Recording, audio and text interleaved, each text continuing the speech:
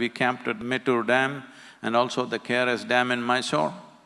That is a part of the country that's very familiar to me, and I've spent a lot of time as a child and a youth along the Cauvery there. The dam is to the brim, actually overflowing. KRS Dam is 124 feet, 8 inches and overflowing. Whenever breeze blows, it is overflowing over the dam. 1 lakh cusecs were being let out, initially 3 lakh cusecs and then 1 lakh cusecs were being let out on a daily basis, but in spite of that it was overflowing. So was Mettur Dam, 120 feet full. So I asked the local guy who was living there next to the dam, I asked him, how many days did it fill up? He said, 4 days. I said, this is not good. If it rains heavily in Coorg, it would always take anywhere between 20 to 30 days to fill up. That's a good thing. But now it's filling up in 4 days, so for the first time, in 50 years, for the first time I'm seeing that the KRS Dam is brown in color, full but brown in color. This means the soil of the mountains is coming to Mysore city, which is not a good thing. Cauvery should come walking, but she is running, this is the problem. We need to understand, the same amount of rain is coming in the last 100 years, the average is same. Our only problem is we are not able to sequester the water that comes down in the form of rain, we are not able to put it into the soil, mainly because there is no organic content and there's not enough trees and vegetation. If we plant these 242 crore trees, we can sequester anywhere between 9 to 12 trillion liters of water. To give you a perspective of what is 12 trillion, the entire flow of Cauvery right now is 21.2 trillion liters. So 12 trillion liters extra if it goes into the land, the rivers, all the 120 rivers will flow, your lakes will be full, your wells will be full, above all, soil will be damp most of the year, and that is what is needed. For the state and the nation, if you want a solution, the maximum landowner on the planet is the farmer still. It is he who has to go for it. Why will he go for it? You want him to save the world? You want him to save Cauvery? You want him to save the nation? No. He is right now struggling for his livelihood. Now the only way it will work is that it must be an economic plan for him. This is what I've been looking at for over 25 years. Now we know 100%. This is not an experiment on the farmer. We know 100%. His life will change dramatically.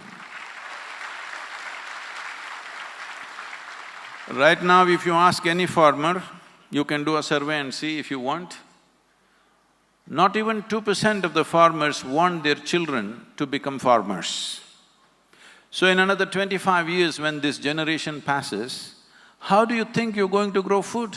The most significant achievement in the country is, without any technology, without any modern science, just with traditional wisdom, our farmer is growing food for 1.4 billion people. This is not a small thing. This is the greatest achievement for this nation. But unfortunately, their condition right now is very, very bad. Everybody knows about the suicides and the stuff. This is a game changer for the farmer, for the soil and water, and for everybody. If 33% of farmers or 33% of the land goes into agroforestry, we have calculated by 8th year, the government will be earning 29,000 crores of GST. So, it is wonderful for the farmer, it is wonderful for the governments, and the governments are responding very responsibly. The farmer is very enthusiastic. Now, the civil society, it's our business to see somehow we grow healthy saplings for the farmer. 242 crores is a lot of saplings. There is no one department in the government, there's no one private agency or a commercial force which can grow this kind of number. And another problem is to grow quality saplings. When I say quality saplings, right now we have 35 nurseries happening in Tamil Nadu. These 35 nurseries, we take 9 to 15 months to grow a sapling for transplantation. Many commercial nurseries are growing the same sapling in 3 to 5 months because they use a lot of urea and grow it, we're growing it organically. What is the difference? The difference is just this: when transplantation happens, the survival rate is over 95%. And in that, the survival rate is around 40%. And recently, the Agricultural University of Tamil Nadu, TNAU in Coimbatore, which is a premier institution in the country, invited 40 different sapling producers in the state. The Isha nurseries also went. And of the 40 samples that came, all the 39 of them had nematode deposits on their roots. The only one without nematode deposits was from our nurseries. This is very important because when you shift the farmer into tree farming, suppose you give him bad saplings which will not produce the result that we are promising him, then you are pushing him further into a horrible situation, another corner. So this is extremely important. This is why this 42 rupee campaign is going on. This will need a minimum of 12-year commitment. Are you with me?